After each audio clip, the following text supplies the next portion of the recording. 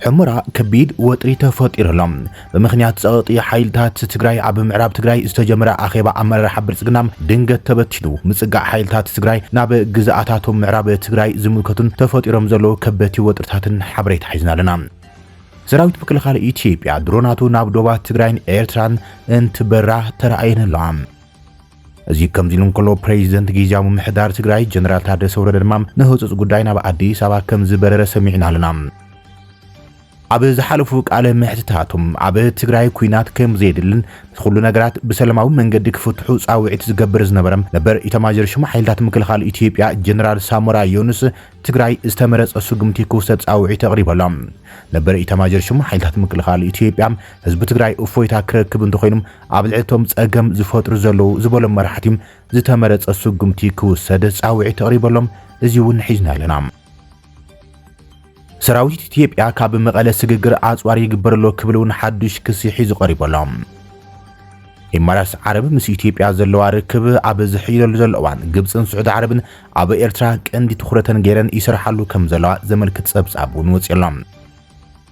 ጀነራል አብዱልፈታህ አልቡርሃን ሰላም አይን ነጽግሪና እንተኾነ ግናም ጸላኢና ንምሕያል ዝግበር ዝኾነ ይኹን ምንቅስቃስ ግን አይን ቆቦለና ክብል አጠንቂቀሎም እዚ ከምዚሉን ኮለ ድማ አባይ ብሪጣንያ በስንኪ ግፍዕታት አብ ኩናት ሱዳን ምልመላ ክራይ ሰራዊትን ንሽዱሽተ ውልቀ ሰባት ኢላማ ዝግበረም እገዳ አውጃላ ትግራይ ሆራይዘን ሰብስክራይብ ላይክ ሼር እንዳገብርኩም ዜናታትና ክሳብ ወዳታት ተከታተሉም حمرا كبيد وطري تفطيرلم بمخنيات صوتي حيلتات تግራይ አብ ምዕራብ ትግራይ استجمر አኼባ አመራር ሓብል ጽግና እቲ ዘይሕጋው ምሕዳር ድንገት ተበቲነሎም ምጽጋዕ ሓይልታት ትግራይ ናብ ግዛኣታቶም ምዕራብ ትግራይ ሕዝቡን ከቢድ ወጥሪ ፈጢሩ ቀጽሎም ሰራዊት ምክልኻል ኢትዮጵያ ድማ ድሮናቱ ናብ ዶባት ትግራይን ኤርትራን እንትበራ ተራእየንሎም ቅድሚ ሰሙን ኣብ ዞባ ሰሜናዊ ምዕራብ ትግራይ ከባቢታት ጸለምቲ ያጋጢሙ ዝነበረ ግጭት ሰራዊት ምክልኻልን حيلتات تግራይን ሲዒቦም ዓበይቲ ምዕባለታት ይራእዮም ዘሎም ቲዲኤፍ በመሰረት ፕሬዚደንት ጊዜያዊ ምሕዳር ትግራይ ጀነራል ታደሰ ወረደ ዝሕለፈ ትዕዛዝ ካብ አቲወን ዝነበረ ከባቢታት ጸለምቲ ሲዒቦም ይኹን በር ሰራዊት ምክልኻል ኢትዮጵያ ሓገዝቱ ዓቀይቶቱን ተስፋሕፋሕትን ዕጡቃትን ዕቢ ዝበለ ምጥንኻር ሓይልታቶም ብምግባር ኣብተን ቲዲኤፍ አቲወን ዝነበረ ከባቢታት ዝነብሩ ሕብረተሰባት ንቲዲኤፍ ተሓባቢርኩም ነርኩም ብዝብል ከም ዘጥቅዕዎም እናተገለጸ ይቀንዮም ሓይልታት ትግራይ ብሸነኽ ሱዳን ዘለዎ ከባቢታት ምዕራብ ትግራይ ከምኡን ብወገን ገማግም ተከዘ ዓዱ ጎሽ ከባቢታት ጽዑቕ ንጥፈታት ይገብሩ ከም ዘለዎም እቶም ሓደሽቲ ዝተረኸበ ሓበሬታት ዘመልክቱ ዘሎም ሃንደበት ከይንኽበብ ወይ ድማ ከይንቁረጽ ዝብል ስጋት ዝሓድሮም ንዞባ ምዕራብ ትግራይ ብሓይሊ ንብልጽግና ወኪሎም ዘመሓድሩ ዘለው በዓል ኮሎኔል ደመቀ ዘውድን ብጻዩ እሸቱ ደመለውን ኣብ ከቢድ ፍርሒ ኣትዮም ከም ዘለው ይተሓቢር ዘሎም ንዝሓለፉ መዓልታት ነበርቲ ከተማታት ዞባ ምዕራብ ትግራይ ናብ ከተማ ሕሙራ እናጸውዑም ኣኼባታት ከም ዝቐነዩ ዘመልክቱም እቶም ፍልፍላት ሓበሬታ እንተኾነ ግና ብስንኪ ሓይልታት ትግራይ ዝገብርዎ ዘሎም ዙርያ ምላሽ ንጥፈታት ኣብ ከቢድ ወጥሪ ኣትዮምን ኣኼባታት ድንገት ክብትኑም ተገዲዶም ኣለው ይብል እቲ ሓበሬታ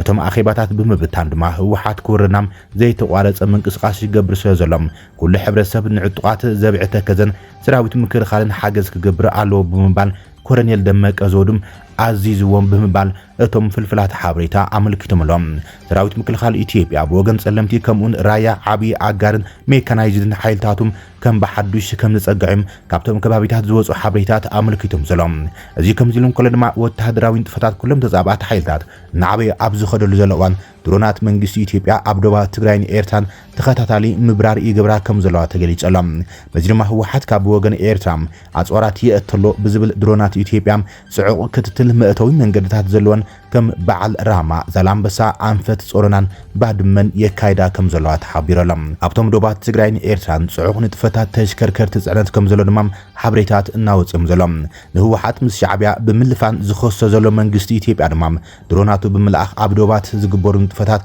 ቀትርን ለይትን ይከታተሎም ከም ዘሎም እቶም ሎሚ ዝወጹ ዜናታት አመልክቶም ዘሎም ቅድሚ ሰሙን ኣብ ዞባ ማእከል ትግራይ ድሕሪ ስምምዕነት ፕሪቶሪያ ንፈለማ እዋን መጥቃዕቲ ድሮን ኣብ ልዕሊ መኻይን ጽዕነት ከም ዝገብረ ዝፍለጥ እዮም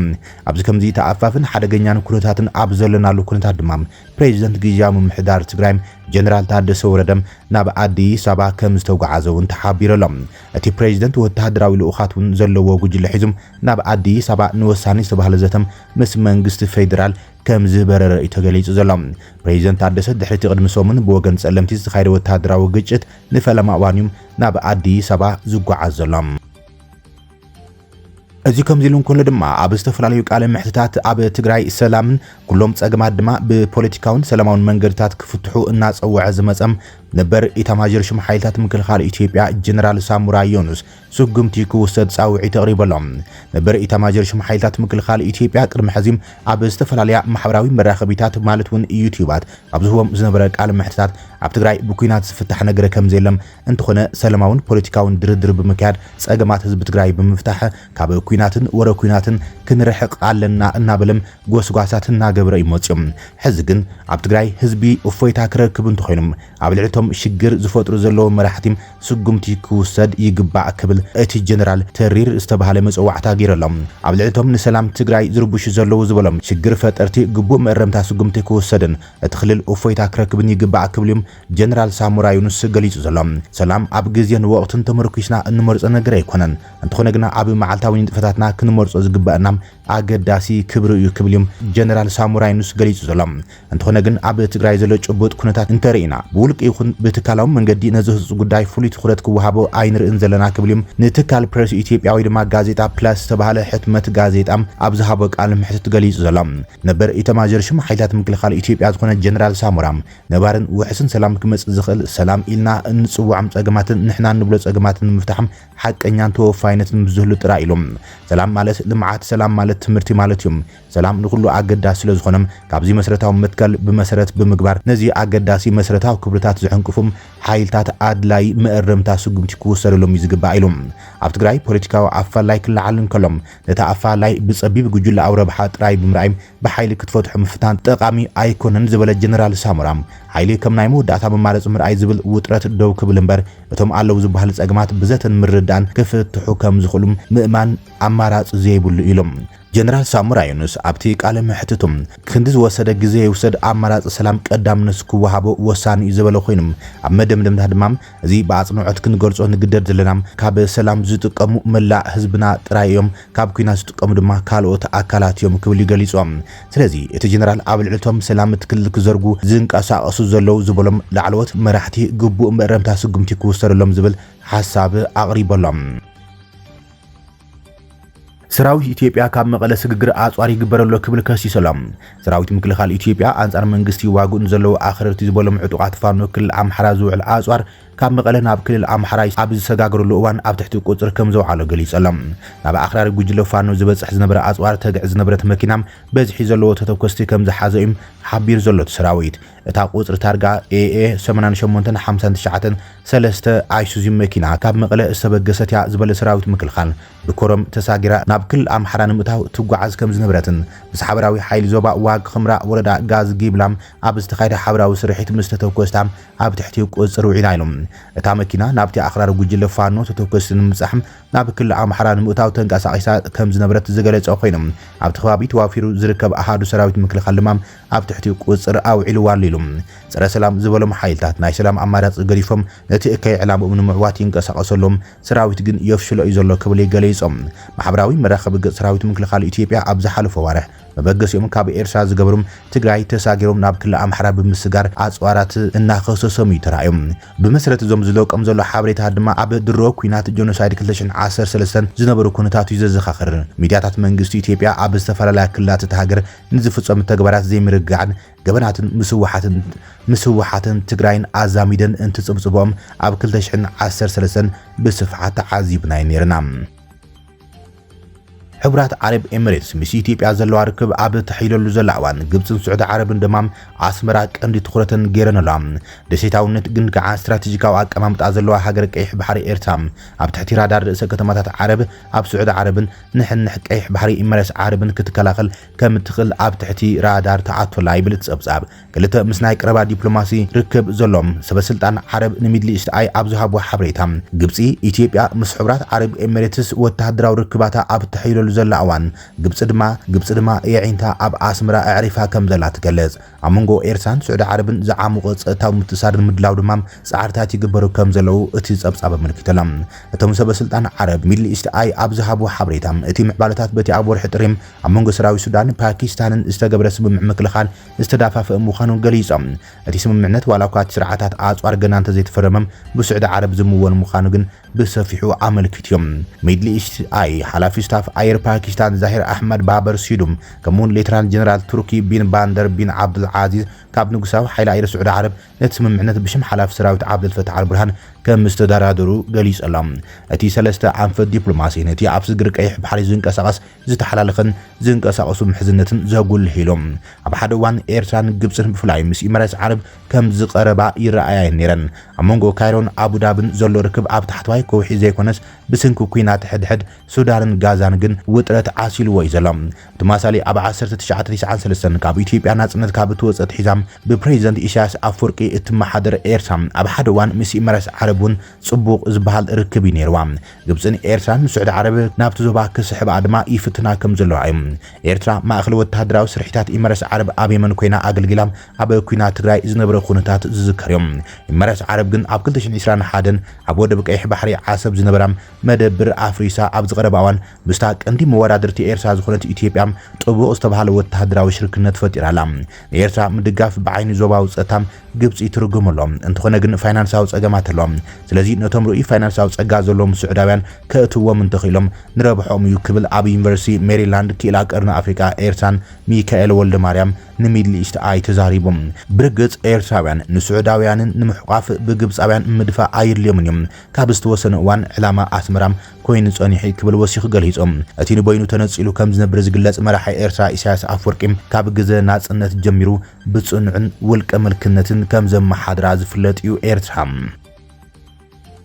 መራሒ ሱዳን ጀነራል ዓብደልፈታሕ አልቡርሃን ንሰላም ዘለዎ ቅርቡነት ብምግላጽ እንትኾነም እቲ ሰላም ንጸላኢ ንምሕያል ዝግበር እንትኾይኑ ተቐባልነት ከም ዘይህልዎ ኣጠንቂቖሎም ሓላፊ ሰራዊት ሱዳንን ሓላፊ ላዕላዊ ቤት ምክሪ ሱዳን ጀነራል ዓብደልፈታሕ አልቡርሃን ብዓርቢ ኣብ ዝሃቦ መግለጺ መንግስቲ ንሰላም ይኹን ዕርቂ ከም ዘይነጽግ ንዝኾነ ይኹን ተኽሲ ደው ምባል ጸላኢ ዳግማይ ክጥርንፍ ዕድል ክህብ እንተኾይኑ ግን ከም ዘይቕበሎ እዩ ኣስሚሩሎም ቡርሃን ኣብ ግዝኣት አልጀዚራ ኣብ ትርከብ ቁሸት ቲባ ኤል ሼክ ዓብደልባቂ ንዝተኣከቡ ሰባት ኣብ ዘስሙዕ መደረም ድሕሪቲ ኣብ ቀረባ እዋን ኣማኻሪ ፕሬዚደንታዊ ጉዳያት ዓረብን ኣፍሪቃን ኣሜሪካን ዝኾነ ማሳድ ፑለስ ባይቶ ጸጥታ ሕብራት ሃገራት ባይቶ ሰላም ጸጥታን ከቕርቦ ዝኽእል ስምምዕነት ሰላም ብዝምልከት ዝሃቦ መግለጺ እዮም ኣብ መፋረቕ መያጃ 2023 ዝጀመረ ኣብ መንጎ ሰራዊትን ሓይልታት RSFን ዝካየድ ዘሎ ግጭት ከብቅዕ ብዙሕ ዲፕሎማስያዊ ጻዕርታት እኳ እንተተገብሩም ዝሰመረ ግን የለን ቡርሃን ድሕሪ ደጊም እቲ ወተሃደራዊ ሓይሊ ምድማጽ ከም ዘይግብር ዝረጋገጸ ኮይኖም ህዝቢ ጸጥታ ንምምላስ ምስ ዕጡቃት ሓይልታት እናተሰለፈ ኣብ ዝኸደሉ ዘለዋን